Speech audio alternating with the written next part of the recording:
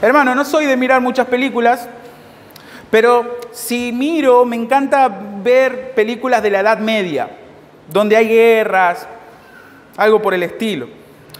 Suelo ver películas con un contexto medieval, pero bastante fantasiosas. Por ejemplo, El Señor de los Anillos, una película ya bastante vieja. La película trata de un reino oscuro que tiene en penumbras todo el lugar. Gandalf es un hechicero bueno y Aragorn, que es el rey, convoca a toda la comarca y también a las de las otras zonas, con el propósito de destruir un anillo que tenía poderes excepcionales para el que lo poseía. Pero también había que librar una batalla histórica para derrocar a un tal Sauron y sus ejércitos, que vendrían a ser los malos, los villanos. Esta batalla en un momento parece perdida, ya que Gandalf y Aragorn se habían desaparecido buscando más ayuda. Hasta que, cuando todo parecía perdido, en un momento, detrás de una montaña, aparece Gandalf y aparece Aragorn montado en un caballo blanco y detrás de él un gran ejército que arremete con los enemigos, los destruyen el anillo y de esa oscuridad absoluta de miedo y de terror pasan a disfrutar de un amanecer precioso lleno de paz y tranquilidad. Hermanos, hay un montón de películas que son así. Hay un montón de historias, libros que tratan de esa misma idea. Hermanos, esa idea es sacada de una realidad espiritual que es latente en nosotros. La batalla entre dos reinos, el reino de Cristo y el reino de las tinieblas. Es interesante, hermanos, que en nuestro pasaje de hoy vemos una declaración sorprendente. Cristo dice, el reino de los cielos se ha acercado. Un predicador una vez mencionó que los evangelios son biografías teológicas, no necesariamente cronológicas en todos los hechos de nuestro Señor Jesucristo, sino que está escrito para mostrarnos algo puntual de la vida y obra de nuestro Señor. Como estuvimos estudiando en la primera predicación de esta serie, el pastor Ramón nos decía que la intención de Marcos es mostrarnos a Cristo como el Rey que se hizo siervo y que dio su vida en rescate por muchos, como dice Marcos capítulo 10, versículo 45. Marcos en nuestro pasaje nos va a mostrar de forma breve el comienzo del ministerio de nuestro Señor, tanto su mensaje como sus primeros seguidores. Por eso, sin más, vamos a comenzar a estudiar nuestro pasaje. En primer lugar, vamos a ver en el versículo 14 el contexto histórico. Marcos nos da un contexto histórico. Dice, después que Juan fue encarcelado, versículo 14, Jesús vino a Galilea predicando el evangelio del reino de Dios.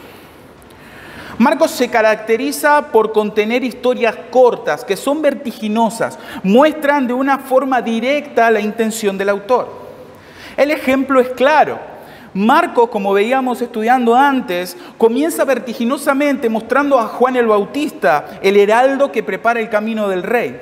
Este heraldo viene predicando el evangelio de arrepentimiento y proclama que el que había de venir iba a bautizar con Espíritu Santo. Inmediatamente Marcos nos presenta a Cristo, haciéndose obediente, bautizándose por Juan en el Jordán. Esto confirma que Cristo iba a tomar sobre sus hombros el pecado del mundo, ya que el bautismo de Juan, hermanos, era para arrepentimiento y Jesús era perfecto. No cometió pecado, dice las Escrituras, ni se halló engaño en su boca. Pero Cristo, en su gracia, misericordia y obediencia perfecta, quiso identificarse con aquellos a quienes iban a salvar. Y 3 versículos después de hablar sobre el bautismo, el escritor nos muestra a Cristo siendo tentado por Satanás. Jesús había demostrado en esas tentaciones que era digno. Era el prometido porque triunfó sobre Satanás en el desierto. Esto lo convierte en representante de su pueblo, el segundo Adán que venció donde el primer Adán había fallado. Ahora, hermanos, nuestro pasaje comienza diciendo después que Juan fue encarcelado. Es interesante, hermanos, porque entre el versículo 13 y el versículo 14 de nuestro pasaje pasaron aproximadamente un año, en donde Marcos no va a decir nada. Para Marcos, estos sucesos, lo que venía hablando antes acerca del bautismo y también de las tentaciones, están muy conectados, están íntimamente relacionados con lo que va a ser el ministerio de Cristo. ¿Por qué? Porque ya que Cristo fue obediente a su Padre, se bautizó y también posteriormente salió victorioso de las tentaciones de Satanás. Por ende, Él estaba listo, estaba calificado y estaba preparado para comenzar la obra que su Padre le había encomendado. Nosotros, hermanos, sabemos por los demás evangelios, especialmente por Juan, que hubo varios acontecimientos en la vida de nuestro Señor Jesucristo antes de lo relatado aquí. Pero Marcos es el evangelio que va directo al grano. Y el verso 14 nos dice, después que Juan fue encarcelado, Jesús vino a Galilea, predicando el evangelio del reino de Dios. Jesús abandonó Judea y viajó a Galilea después que Juan fue encarcelado. Noten lo conciso y lo corto que es el escritor. No se mete en los detalles del encarcelamiento de Juan. Sabemos, de nuevo, por los demás evangelios, que Juan fue encarcelado por Herodes Antipas, por haberle confrontado por el pecado de adulterio. ¿Se recuerdan? Ya que Herodes le había quitado la esposa a su hermano Felipe. Que de paso, Herodías era sobrina suya, porque era hijo del medio hermano Aristóbulo. Así que era un lío esa familia. Pero Marcos no quiere enfocarse en eso, sino que quiere poner todas las luces en el principio del ministerio de Cristo. Y Cristo comienza su ministerio en la región de Galilea. Muchos comentaristas apuntan a que esto sucedió así con el propósito de no generar una crisis prematura. Si tenemos en cuenta el contexto, Juan el Bautista había ganado adeptos, los fariseos estaban celosos y a su vez furiosos con él. Entre otras cosas, porque Juan el Bautista los cataloga a los fariseos y saduceos como generación de víbora. Mateo capítulo 3, versículos 7 al 10 dice que al ver él que muchos de los fariseos y de los saduceos venían a su bautismo, les decía: generación de víbora, ¿quién os enseñó a huir de la ira venidera? Y sigue diciendo: haced pues frutos dignos de arrepentimiento y no penséis decir dentro de vosotros mismos: Abraham tenemos por padre, porque yo os digo que Dios puede levantar hijos a Abraham aún de estas piedras. Y ya también el hacha está puesta a la raíz de los árboles, por tanto todo árbol que no da buen fruto es cortado y echado en el fuego. Ese era el mensaje de Juan el Bautista para los fariseos. Ahora, hermanos, Juan está encarcelado. Y si Cristo hubiera comenzado su ministerio en Judea, el problema hubiera sido mayor. El Señor estaba consciente de que su gran popularidad en las regiones de Judea traería un intenso rencor de parte de los líderes religiosos de los judíos. Y me aferro a lo que dice un comentarista: Jesús entregaría voluntariamente su vida tan pronto como llegase el momento señalado para su muerte. En ese momento, no antes. En el momento determinado de Dios, no antes. Ahora, hermano, lo interesante de todo esto es que Jesús se fue a la región de Galilea. Y hay algo que destacar. La mayoría de los milagros que se relatan en los 4 evangelios, aproximadamente el 80%, 90% de los milagros que se relatan en los 4 evangelios son hechos en esta región. Son hechos en esta región. Mateo capítulo 4, versículos 12 al 16, dice así: cuando Jesús oyó que Juan estaba preso, está hablando de lo mismo, volvió a Galilea y dejando a Nazaret, vino y habitó en Capernaum, ciudad marítima, en la región de Zabulón y de Neftalí, para que se cumpliese lo dicho por el profeta Isaías. Era una promesa dada por Isaías en el Antiguo Testamento, que dice: tierra de Zabulón, tierra de Neftalí, camino del mar, al otro lado del Jordán, Galilea de los gentiles. El pueblo asentado en tinieblas vio gran luz, y a los asentados en región de sombra de muerte luz le resplandeció.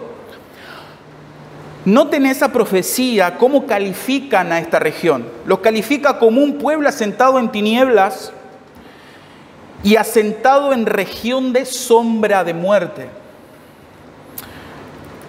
Para comprender un poco, Galilea estaba en la región norte de Israel. Era una región despreciable para el pueblo judío, ya que había muchos gentiles en esa zona. Era la región del pecado. Aquellos judíos que se emparentaban con gentiles se los consideraba traidores. Y de paso está de más decir que estaban alejados del centro religioso de Jerusalén. Por eso a Galilea comúnmente se lo llama Galilea de los gentiles. Era como decirte los suburbios de Israel, la zona o la parte más baja de Israel.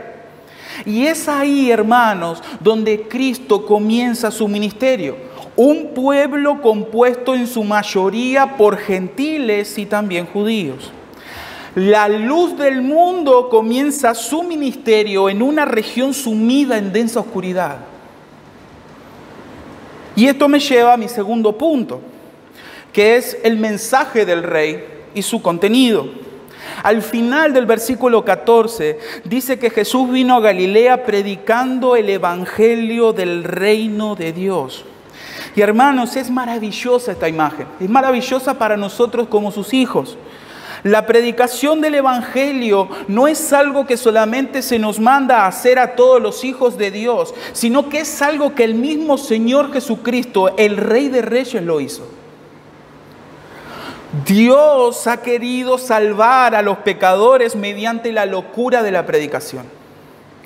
Querida Iglesia Vida Nueva Sunchales, la predicación del evangelio es el medio por el cual Dios manifiesta su poder salvífico. Es el medio por el cual Dios manifiesta su poder salvífico. Como vieron los domingos anteriores, evangelio significa buenas noticias. Un evangelio era la noticia de un acontecimiento que había cambiado la situación de forma significativa. Tim Keller dice, un evangelio es el anuncio de que algo ha ocurrido en la historia, algo hecho en tu favor que cambia tu estado para siempre. Pero Jesús llevó esta palabra a su máxima expresión. El evangelio que nuestro Señor proclama era la más grande noticia. Son las buenas noticias del reino de Dios. El evangelio son las buenas nuevas de salvación otorgadas al hombre como un don gratuito de parte de Dios. La salvación, hermanos, de principio a fin es obra de nuestro Dios. Es interesante que Marcos diga el evangelio del reino de Dios, ya que de eso se trata todas las escrituras. De eso se trata todas las escrituras. ¿Saben por qué el evangelio es el evangelio de Dios? Porque la salvación comienza y termina en Dios. Comienza y termina en Dios. Comienza en sus designios, en su voluntad amorosa y soberana de salvar a miserables pecadores, y termina en un pueblo redimido para Dios que le da gloria y honra por toda la eternidad. Como dice Efesios, para alabanza de la gloria de su gracia. Warren Wiersbe, un comentarista, dice lo siguiente: el evangelio se le llama el evangelio de Dios porque viene de Dios y nos lleva a Dios. El evangelio es el evangelio del reino, porque la fe en el Salvador nos lleva a su reino. Es el evangelio de Jesucristo, porque Él es el corazón del mismo. Sin su vida, muerte y resurrección no habría buenas nuevas. Pablo llamó el evangelio de la gracia de Dios, porque no puede haber salvación sin su gracia. Y dice este comentarista, hay un solo evangelio, y este evangelio se centra en Jesucristo. Amén. En el principio, hermanos, ¿qué es el evangelio del reino de Dios? Es lo siguiente: en el principio Dios creó los cielos y la tierra, y todas las cosas que había creado eran buenas en gran manera. Eran buenas. La creación cúlmine de todo esto fue el ser humano. El ser humano fue creado a su imagen y semejanza, con el propósito de que el ser humano sea Señor sobre todas las cosas. Hermanos, en el principio todo era perfecto. El Rey de Reyes tenía un reino perfecto, una creación perfecta, una comunión perfecta con aquellos que llevaban en sí su imagen y semejanza. Pero el hombre decidió establecer su propio reino. El hombre decidió desobedecer a Dios y ser su propio rey. El hombre desobedeció, movido por su codicia, apremiado por la idea satánica de querer ser como Dios. Y así como el pecado entró en el mundo por un hombre y por el pecado la muerte, así la muerte pasó a todos los hombres por cuanto todos pecaron. Y como si fuera una película, todo lo creado de forma perfecta quedó bajo maldición. El reino perfecto que Dios había creado se transformó en el reino de la potestad de las tinieblas, el espíritu que ahora opera en los hijos de desobediencia. El ser humano ahora es esclavo de sus deseos, de sus codicias, de sus lujurias, de las demandas de este mundo satánico. Pero Dios, que es rico en misericordia, decidió tomar la iniciativa, decidió restablecer su reino y le promete a los primeros seres humanos, Adán y Eva, que de su simiente iban a ser uno que iba a derrotar a la serpiente. Aquel que capítulo más adelante sabemos que iba a nacer de la descendencia de Abraham. Dios promete un rey de la dinastía de David. Dios le promete una dinastía a David, un rey que iba a salir de él, que su reino iba a ser eterno, no sin antes pasar por el sufrimiento, no sin antes sufrir por una mordida profunda en el calcañar, como dice Génesis capítulo 3. Dios promete un rey que primero viene en forma de cordero, un rey que primero viene en forma de siervo para poder liberar a todos aquellos que estamos bajo la esclavitud del pecado. El Rey Supremo se hace voluntariamente siervo, haciéndose obediente hasta la muerte y muerte de cruz, la más horrenda de todas las muertes. Se dice que el que muere por crucifixión muere 1000 muertes. Así de horrenda. Pero el Rey de Reyes, nuestro Señor Jesucristo, no solamente muere de forma violenta, sangrienta por nosotros, sino que se levantó de la tumba, rompiendo las cadenas de la muerte, despojando a los principados y potestades de todo su poderío, exhibiéndolos en la cruz como un trofeo de guerra. Este Rey perfecto provee un plan perfecto y lo ejecuta de forma perfecta. Y abre, hermanos, un camino para que todo aquel que cree en Él, que se aferra a Cristo como su único Salvador, como su único Señor y Rey, puedan entrar ante el trono de la gracia. ¿Y qué encontramos en Apocalipsis? Apocalipsis nos muestra que ese Rey vendrá por su pueblo para que moremos con Él en cielo nuevo y tierra nueva, donde la gloria del Rey llena todas las cosas y la comunión es íntima y perfecta. Ese es el evangelio del reino de Dios. Son las buenas noticias. Y noten el verso 15. ¿Cómo sigue diciendo? Dice diciendo, el tiempo se ha cumplido y el reino de Dios se ha acercado. Arrepentíos y creed en el evangelio. El tiempo se ha cumplido. Eso es la idea de que el tiempo apropiado había llegado. La profecía de Isaías 9, que la luz iba a resplandecer en la Galilea de los gentiles, se estaba cumpliendo. Había llegado el cumplimiento de la promesa redentora de Dios y la proclamación de la mejor de todas las noticias, el evangelio del reino de Dios. La palabra tiempo, hermanos, es kairos. No se refiere al tiempo del reloj o de un calendario, sino que habla del momento fijo en la historia para que un acontecimiento ocurra. Así lo explica Pablo en Gálatas capítulo 4, versículo 4. Cuando vino el cumplimiento del tiempo, esa es la idea, Dios envió a su Hijo nacido de mujer y nacido bajo la ley. El ministerio de Jesús se llevó a cabo según el programa soberano de Dios. Esta era la hora por la que el mundo había estado esperando durante mucho tiempo. Era el momento más importante de la historia terrenal. El Salvador había llegado con el fin de pagar por completo la pena por el pecado y proveer así salvación para todos aquellos que por la gracia de Dios iban a ser justificados. Este fue, hermanos, el gran momento histórico de Dios. Las promesas del Antiguo Testamento relacionadas con el Mesías y su reino de salvación estaban a punto de cumplirse.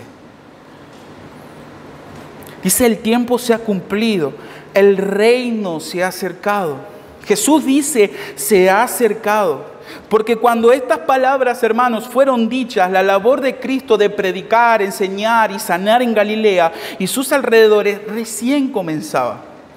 Recién comenzaba su ministerio. El reino se había acercado porque el rey estaba ahí. El rey estaba ahí. Hermanos, a este punto tenemos que aclarar qué es lo que está sucediendo. Porque es algo significativo para ese tiempo. El pueblo de Israel estaba esperando al tal prometido rey davídico. Ellos esperaban al Mesías, pero estaban esperando un rey político militar que los libere de la esclavitud romana. De esa forma Israel emergía como la nueva potencia mundial. Pero el reino que establece nuestro Señor Jesucristo, y presten atención a esto, el reino que establece nuestro Señor Jesucristo es espiritual, con miras a un futuro reino material. Es espiritual, con miras a un futuro reino material. ¿Qué quiero decir con esto? Que el reino que el Señor establece en Marcos y que está sucediendo en la actualidad es un reino espiritual. Dios, por medio de la gracia demostrada en Cristo, transforma corazones, libera prisioneros de pecado y los convierte en ciudadanos del reino celestial. Ese reino se hace cada vez más grande a medida que el evangelio se expande por todo el mundo. Llegará el día, hermanos, que el Rey de Reyes reunirá a todos los salvos por su gracia y amor, rescatará a su pueblo, destruirá a sus enemigos y establecerá de una vez y por toda la eternidad un reino visible, material, donde para siempre estaremos en la presencia de Dios. Es porque el reino de Dios, hermanos, es primeramente un reino espiritual, que Cristo dice, arrepentíos y creed en el evangelio. Estas dos acciones, tanto arrepentíos como creed, van de la mano. No lo podemos separar. Para entrar al reino de Dios, al reino de los cielos, se requiere arrepentimiento. Otras traducciones bíblicas dice convertíos o vuélvanse a Dios. Y ese es el significado del arrepentimiento. Tiene una connotación negativa, sí, tiene una connotación negativa que es dolerme del pecado, una tristeza por mi condición miserable, pero no queda ahí. La palabra no solo mira hacia atrás, también mira hacia adelante.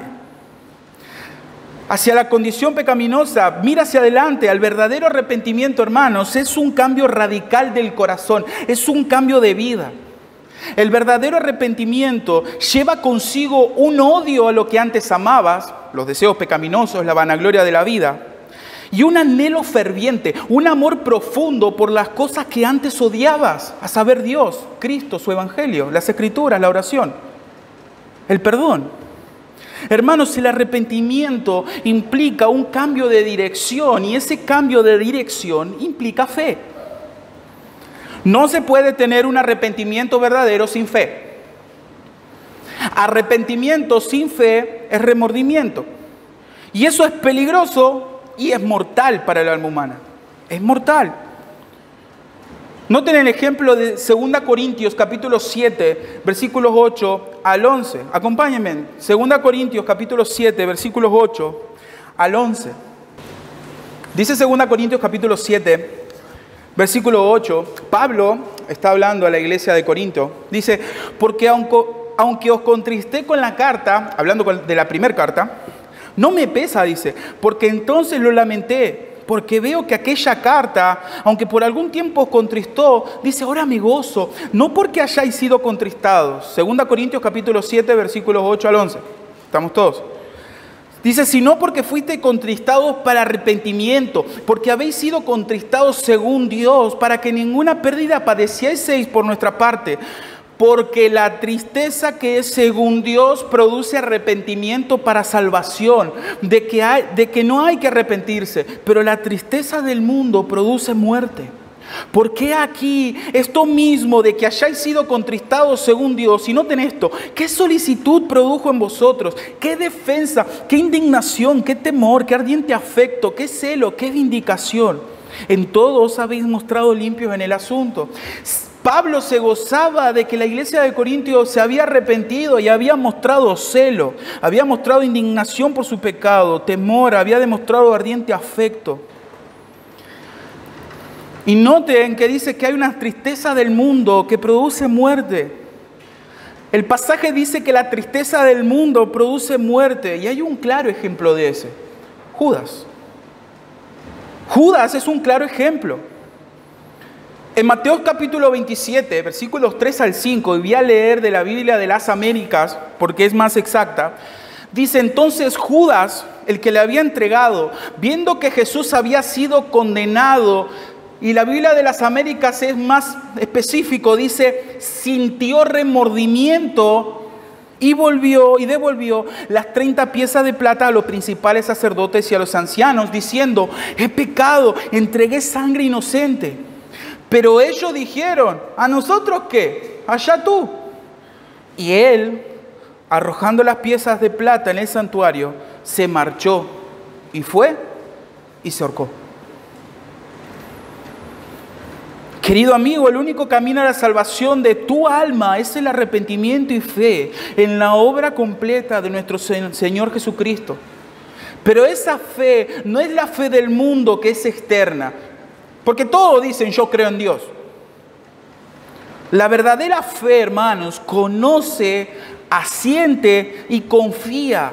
Se aferra a la obra de Cristo. El Catecismo de Heidelberg dice: la verdadera fe no es solo un conocimiento indefectible por el cual tengo por cierto todo lo que el Señor nos ha revelado en su palabra, sino también una verdadera confianza que el Espíritu Santo infunde en mi corazón por el Evangelio, dándome la seguridad de que no solo a otros, sino que también a mí mismo Dios otorga la remisión de pecado, la quita del pecado, la justicia y la vida eterna. Eso de pura gracia y solamente por los méritos de Jesucristo. Hermanos, el Evangelio no apunta a las emociones, no apunta a manipular psicológicamente a las personas. El Evangelio apunta a Cristo y a la autoridad y poder que tiene de transformar corazones. Ahí es donde apunta el Evangelio. Pero no solamente, hermanos, vemos el llamado al arrepentimiento y a la fe, sino también el llamado a seguirle. El llamado a seguirle. Y eso lo vemos en los versos 16 al 20 de nuestro pasaje. Y eso me lleva a mi tercer punto, a mi tercer encabezado, que es el llamado a seguirle.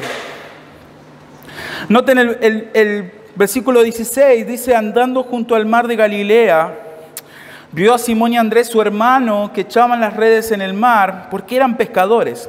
Y les dijo Jesús: venid en pos de mí, y haré que seáis pescadores de hombres. Y dejando luego sus redes, le siguieron.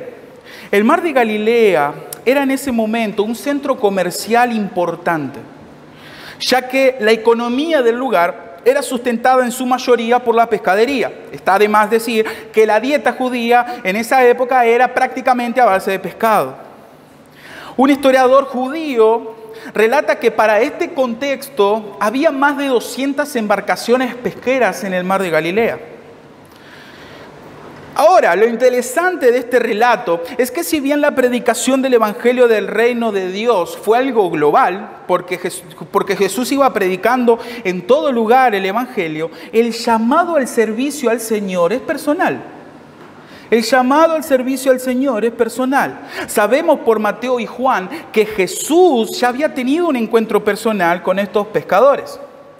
Juan capítulo 1, versículos 35 al 42, vemos que 2 discípulos de Juan el Bautista siguieron a Jesús hasta donde moraban.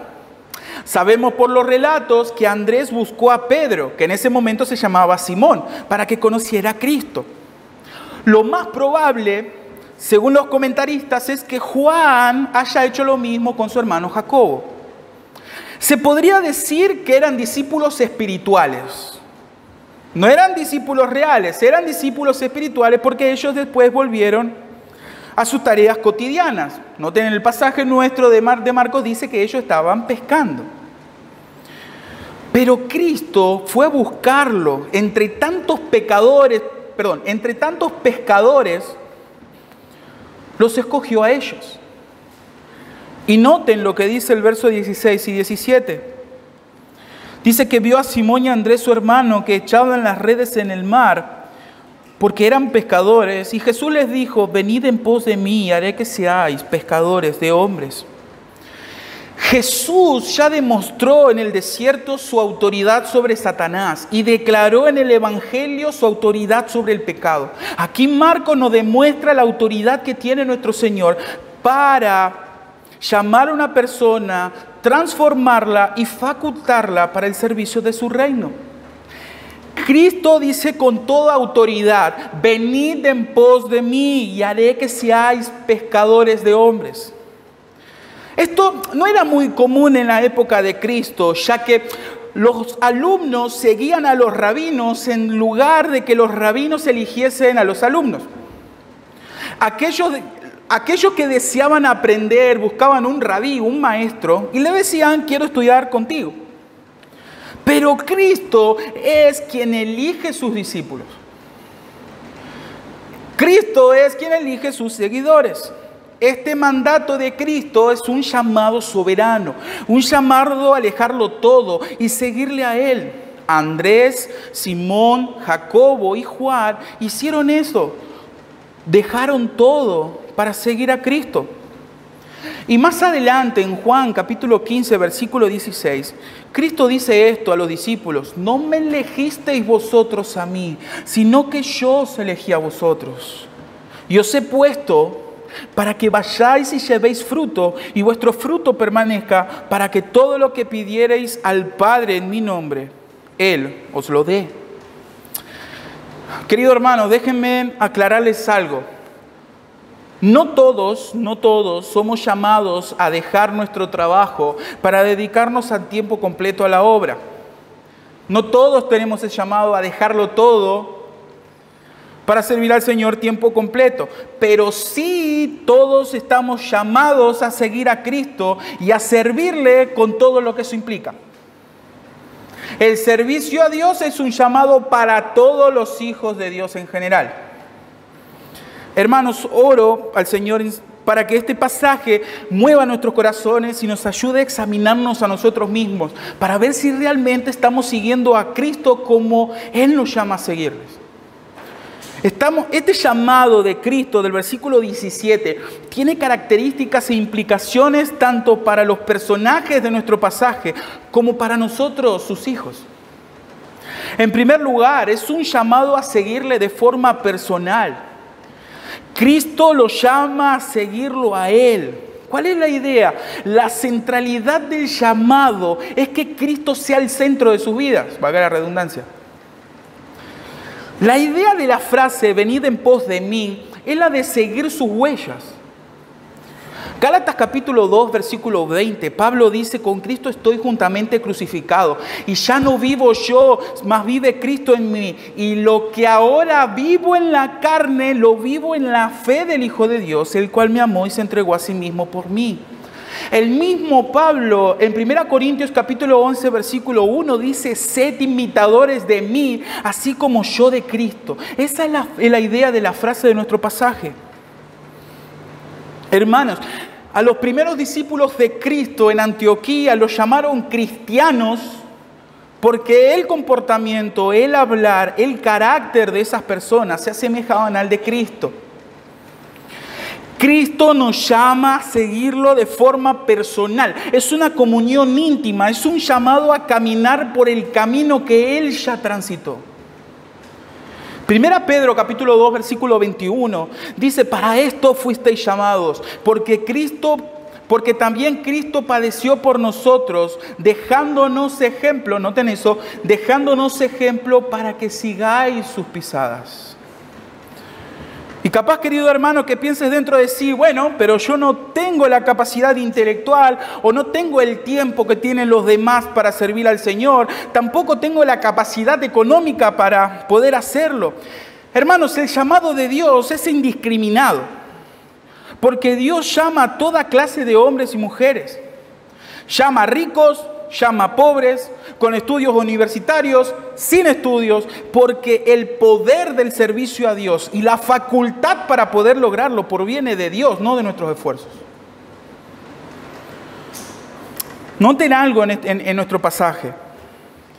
Parecería ser, según este pasaje y lo que nos cuenta Marcos, es que Jacobo y Juan tenían un poder adquisitivo más elevado que Andrés y Simón. De estos dos últimos, de Andrés y Simón, solo se dice que echaba la red al mar, dando a entender que lo echaban de la orilla. Pero de Juan y su hermano se dice que tenían barca y tenían jornaleros o siervos. Y el llamado fue el mismo para los dos. Para los dos hermanos. Las dos parejas de hermanos. ¿Qué quiero decir con esto, querida iglesia? Para servir al Señor no hace falta ser alguien. Solo hace falta un corazón humilde y humillado que quiera seguir los pasos de su amado Señor. El Señor nos llama a seguirle en nuestro trabajo, en nuestras casas, en nuestras familias, amigos, vecinos. Nos llaman a que reflejemos en nuestra vida la vida de Cristo. Ese es el llamado de Dios. Pero no solamente es un llamado personal, es un llamado con un propósito especial. Porque el versículo 17 dice: venid en pos de mí y haré que seáis pescadores de hombres. Haré que seáis pescadores de hombres. Y esto, hermanos, tiene mucha implicancia. Ellos conocían bien lo que era pescar en el mar de Galilea. Requería de trabajo, esfuerzo. A veces era frustrante porque no pescaban nada, pero lo tenían que intentar. Era peligroso debido a las grandes tormentas, pero también era muy gratificante cuando pescaban en gran cantidad. Y el Señor utiliza las mismas vivencias para trasladarla al ámbito espiritual. El Señor iba a transformarlos de simples pescadores a pescadores de hombres. Ese es el poder de nuestro Señor. Que personas miserables como nosotros seamos utilizados como instrumentos, como heraldos para reclutar soldados para su reino. ¡Qué maravilloso! Noten las palabras que el Señor utiliza. Haré que seáis pescadores de hombres. El Señor iba a trabajar en ellos. Más adelante, en el Evangelio, nos muestra que sus discípulos necesitaban de muchísima enseñanza, necesitaban de ánimo, necesitaban de exhortación. A veces no entendían conceptos espirituales, no entendían las parábolas del Señor Jesús. A veces carecían de humildad, de espíritu de perdón, eran débiles en la oración, necesitaban valor. Y de la misma forma que los pescadores necesitan estar preparados para enfrentar todo tipo de dificultad, Cristo los iba a preparar para enfrentar todo tipo de tribulación a causa de su nombre. Tenían que estar preparados para tirar la red del Evangelio. Tenían que estar preparados. Hay grandes ejemplos en las Escrituras, hermanos. Uno de ellos es Pedro. Después que el Espíritu Santo bajó sobre ellos, Él predicó el Evangelio. Tiró la red del Evangelio del reino de Dios y 3.000 personas llegaron a los pies de Cristo. Más adelante dice que Dios añadía los que habían de ser salvos. Eso es crucial que entendamos, hermanos. Los resultados son de Dios. Los resultados son de Dios. Dios nos llama a que le sirvamos, a que prediquemos el Evangelio a toda criatura. Él se encarga de que personas, por medio de su poder salvífico, vengan a sus pies. Ese es el poder de Dios. Hermanos, el llamado de nuestro Señor es un llamado incondicional. No es fácil. Muchas veces vamos a sufrir rechazo. Sufrimos con nuestro cuerpo, sufrimos con nuestro pecado. El hecho de vivir en santidad, de predicar el Evangelio, el demostrar a Cristo en mi vida, es una tarea ardua, requiere sacrificio y requiere estar preparados para ser rechazados, no solamente por aquellos que rechazan el Evangelio, sino también por todas aquellas iglesias que dicen ser cristianos que no predican el Evangelio. Pero gloria a Dios, hermanos, gloria a Dios que podemos encontrar consuelo, fortaleza en Cristo. Hermanos, Él nos capacita para que podamos servirle de la forma que Él es digno. Tenemos su palabra. Tenemos la revelación de los propósitos de Dios para nosotros. Tenemos la oración, el medio por el cual podemos descansar en Dios y tener íntima relación con Él. Tenemos el Espíritu Santo que nos instruye y nos muestra a Cristo. Tenemos hermanos, pastores, enseñadores que capacitados por Dios nos ayudan en nuestro andar diario. Tenemos hombres de Dios en formato libro. Tenemos hombres de Dios en formato libro que nos ayudan en nuestro crecimiento espiritual. Hermanos, tenemos seminarios que, movidos por amor y fidelidad a Dios, nos dan las herramientas necesarias para poder ser fiel en la enseñanza y en la práctica cristiana. ¡Qué Dios tan maravilloso que tenemos! ¡Qué Dios tan perfecto! ¡Qué trabajo tan precioso nos dio el Señor de servirle a Él, de ser un medio por el cual el Evangelio se ha proclamado y personas vengan a los pies de Cristo! Pero por último, hermanos, es también un llamado radical. Es un llamado radical. Porque el Señor Jesús le dice: vengan en pos de mí, solo de mí. Y el verso 18 dice: y dejando luego sus redes, le siguieron. Ellos dejaron al instante, dejaron de inmediato su trabajo y le siguieron.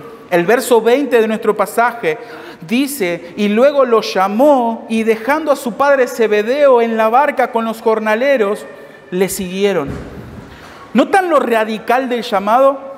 Cuando Jesús le dice a Simón y a Andrés: seguidme, al instante ellos dejan su trabajo como pescadores y le siguen.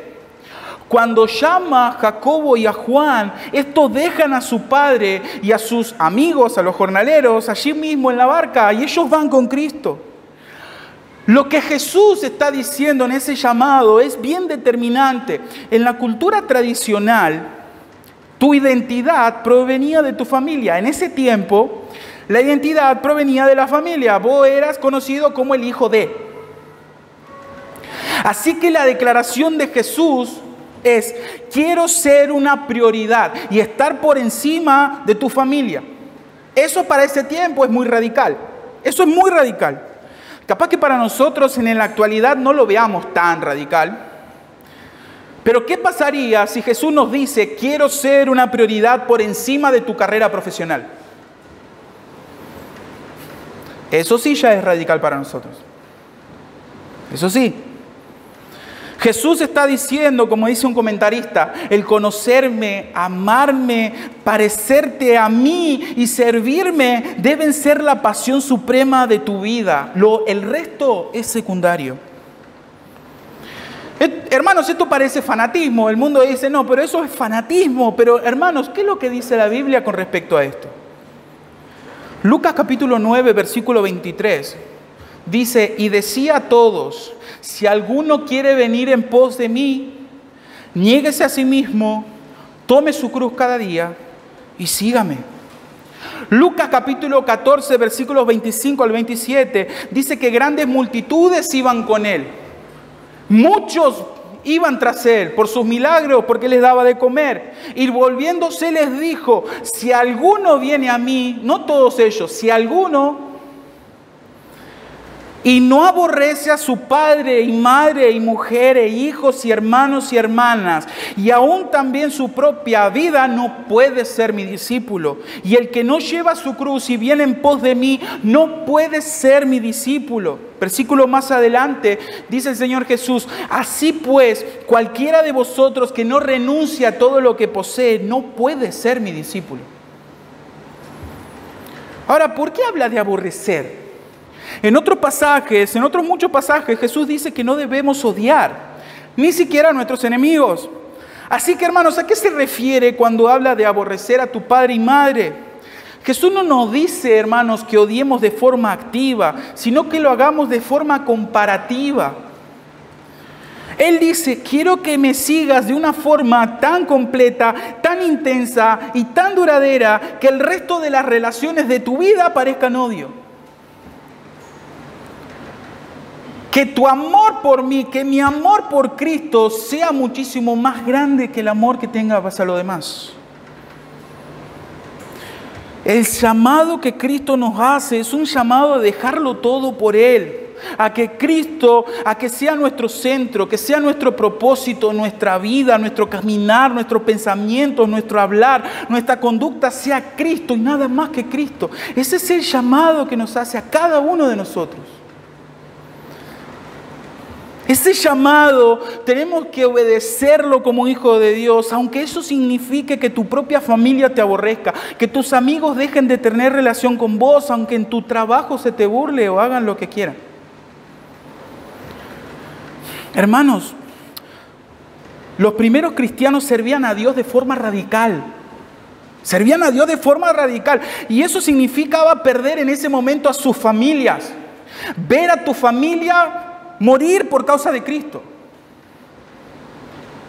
Significaba perder posesiones, bienes materiales, aún perder tu propia vida. Millones de cristianos murieron martirizados y son martirizados hoy día por causa de Cristo.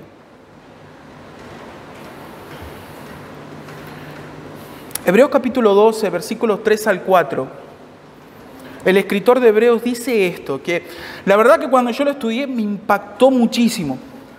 Dice, considerad a aquel que sufrió tal contradicción de pecadores contra sí mismo, para que vuestro ánimo no se canse hasta desmayar. Y noten el versículo 4 y presten atención a este versículo. Es tremendo, porque aún no habéis resistido hasta la sangre combatiendo contra el pecado. Noten la exhortación del escritor. Dice el escritor, sigan siendo fieles al Señor porque todavía no murieron por Él.